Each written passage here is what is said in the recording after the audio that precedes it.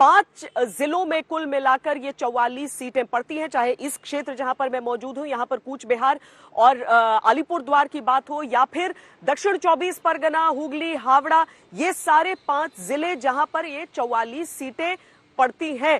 कूच बिहार में तो सवेरे सवेरे ही आरोप प्रत्यारोप का दौर शुरू हो गया, जब टीएमसी की तरफ से ये आरोप लगाए जाने लगे कि वहां पर उनके पोलिंग एजेंट को नहीं दाखिल होने दिया जा रहा है।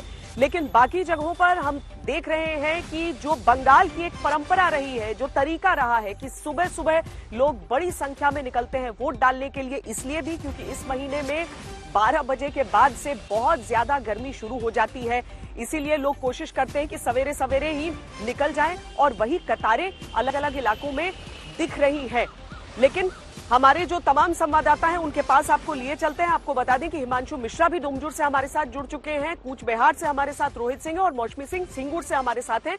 लेकिन रोहित, पहले आपके पास ही जो शिकायतें की गई थी टीएमसी के द्वारा, क्या मामला शांत है या आरोपों का जवाब प्रत्यारोप से लगना शुरू हो चुका है? जी बिल्कुल श्वेता, मैं बताऊं, सबसे पहले जानकारी दे दूं कि कूच बिहार के शीतलकुची इलाका है, जहां पर बूथ संख्या 265 पर भारी हिंसक झड़प हुई है बीजेपी और तृणमूल कांग्रेस के कार्यकर्ताओं के और समर्थकों के बीच में, और वहां पर जो पैरामिलिट्री फोर्स को भी जो है वो हरकत में आना पड़ा है स्थिति को नियंत्रण में करने के लिए। इसकी तस्वीर हम कुछ ही देर में दिखाएंगे। और उससे पहले, जैसा कि आप जिक्र कर रही थी कि तृणमूल की तरफ से ये लगातार आरोप लगाए जा रहे हैं कि उनके पोलिंग एजेंट्स को घुसने नहीं दिया जा रहा है पोलिंग बूथ में, तो वो तमाम पोलिंग जगह के हमारे पास नाम भी आ गए हैं, जिसमें कूच बिहार का नाटाबारी इलाका है, शीतलकुची, तूफानगंज, माठा भंगा और दिनहाटा, इन सब जो विधानसभा क्षेत्र के कई पोलिंग बूथ पर आरोप लगाया तृणमूल ने कि उनके एजेंट्स को घुसने नहीं दिया जा रहा है। और शीतलकुची में तो 265 जो संख्या है पोलिंग बूथ पे, उस पर हिंसक झड़प हुई है बीजेपी तृणमूल के बीच, कार्यकर्ताओं के बीच में। बहरहाल हम आपको तस्वीरें दिखा रहे हैं एक पोलिंग बूथ की, जो कि कूच बिहार दक्षिण का इलाका है, और यहाँ पर आप देखिए लगातार सुबह से जो है भारी संख्या में जो लोग हैं, मतदाता यहाँ निकल के आ रहे हैं, महिलाएं पुरुष सब निकल के आ रहे हैं। और कोरोना काल में क्योंकि ये चुनाव हो रहा है तो इसमें बेहद जरूरी है कि सतर्कता बरती जाए, सभी इंतजाम किए जाए सुरक्षित रहने के, इसीलिए तमाम वोटरों को यहाँ पर ग्लव्स पहनाया जा रहा है, उनको सैनिटाइज किया जा रहा है और मास्क के बिना किसी को प्रवेश नहीं करने दिया जा रहा है। तो कोशिश यहाँ चुनाव आयोग की यही है कि सुरक्षित तरीके से तैयारी जो की गई है उनके द्वारा, वो सुरक्षित तरीके से मतदान कराया जाए। लेकिन हिंसक जो झड़पें हैं वो कूच बिहार खासकर इलाके में लगातार सुबह से जो है वो हमें देखने को मिल रही हैं। श्वेता, वैसे भी ये पूरा इलाका कूच बिहार के पोलिंग स्टेशंस को अति संवेदनशील माना ही जाता है और इस बार सुरक्षा व्यवस्था भी वहां पर खूब रखी गई थी। लेकिन रोहित सिंह बता रहे हैं कि वहां पर झड़प की खबरें आ रही हैं। हम कुछ ही देर में आपको उसकी तस्वीरें भी दिखाते हैं, शिकायत जो टीएमसी की तरफ से की जा रही है वो भी दिखा रहे हैं। हालांकि हर दौर के मतदान में टीएमसी की तरफ से इस तरह के आरोप लगाए जा रहे हैं। लेकिन 2 मिनट चलते हैं जहां से हमारे साथ हिमांशु मिश्रा इस समय मौजूद है। हिमांशु, वहां पर तो एक मंत्री की साख दांव पर है, यानी कि सीधे सीधे कोई इमोशनल इशू नहीं बल्कि काम का मुद्दा यहां मैदान में है। देखिए, बिल्कुल काम का मुद्दा जो है वो यहां पर फैक्टर है। लेकिन राजीव बनर्जी जो हैं वो टीएमसी में मंत्री थे, चुनाव से पहले ही उन्होंने जो है टीएमसी को छोड़कर बीजेपी का दामन थाम लिया श्वेता, और उनकी साख दांव पर है।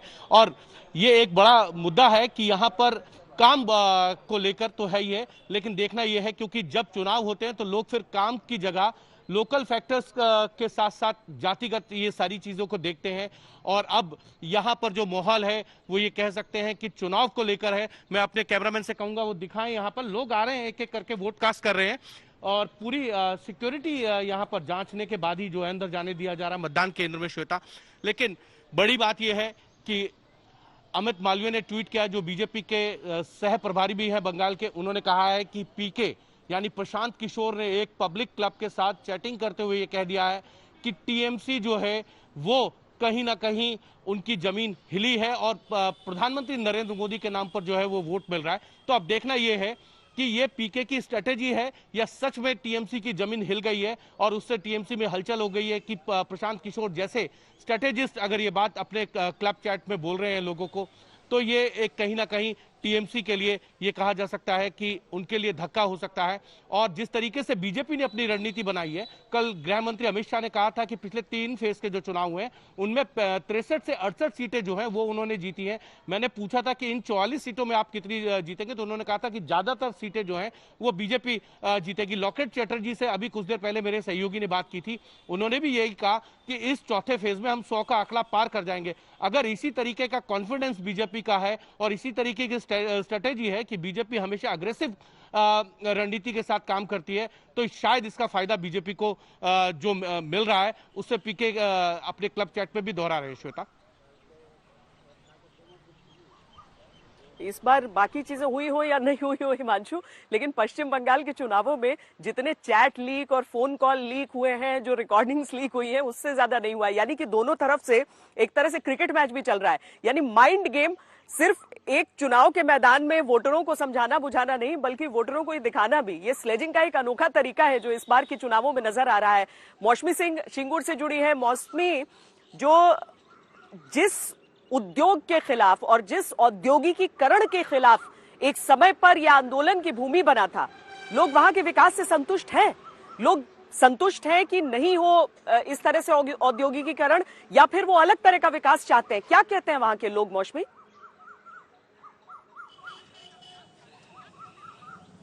जी देखिए श्वेता, आपका सवाल बहुत अहम है, पर उससे पहले हमार बांग्ला वोटर भालो आछे, सभी भालो भालो वोट दीछे। सही है मैम? तो देखिए चेहरे की चमक जरा देखिए, वोटरों के चेहरे की चमक कितनी खुश है। और खास तौर पे अगर 52 साल में आप पहली बार वोटर बने और यहाँ पे है ऐसी एक मोहतरमा जो पहली बार वोट दे रही है, दिखाइए अपना चुनाव चिन्ह। माँ और बेटी दोनों पहली बार वोट दे रही हैं। बेटी है 24 साल की, माँ है 52 साल की। बहुत देर, और हस्बैंड भी दे रहे हैं, बहुत देर कर दी हजूर आते आते। इतनी देर कैसे हो गई? पर खूब खुश है। बहुत खुश है। मैं फर्स्ट टाइम वोट डाला हमारा वेस्ट बंगाल में, बहुत खुश है। बेटी के साथ कैसे नंबर आया? पहले देना चाहिए था, पहली बार डाला आपने। बेटी इधर काम करने के लिए आ गई, तो ये फर्स्ट टाइम डाला है ना, इधर आ गई और घर में बैठ के काम कर रही है। मौका मिला माँ बाप के साथ वोट डालने के लिए, बस यही हम लोग बहुत खुश है। कैसा लग रहा है? युवा वोटर है, पहली बार वोट दे। मुझे बहुत अच्छा लगा है पहली बार वोट करके, और यहाँ पे सब अच्छा है, सब वोट करने आओ।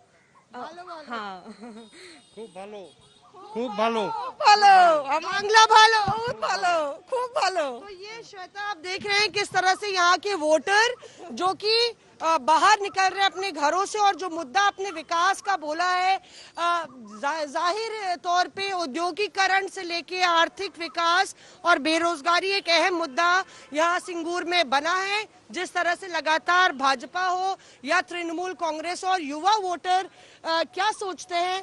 आपको लगता है रोजगार एक अहम मुद्दा है, इलेक्शन इशू है? ऑफ कोर्स रोजगार बहुत चाहिए होता है किसी भी शहर में आने के लिए, तो सब लोग वो हैदराबाद में काम करती हैं, अगर मौका मिलेगा तो आप सिंगूर में आके काम करेंगी? अगर यहाँ पे अच्छे से डेवलपमेंट हो जाता है तो मैं जरूर आके यहाँ पे काम करूंगी घर से। आपने जिंदगी भर दूसरे प्रदेश में बिताई, अगर मौका मिलेगा क्यों बिताई? क्या यहाँ मौके कम थे? नहीं, हमारा हस्बैंड का काम का सूत्र में मैं बाहर गई थी। उधर भी बहुत अच्छा है हमारा, इधर भी ठीक है, लेकिन शिल्प बहुत कम है।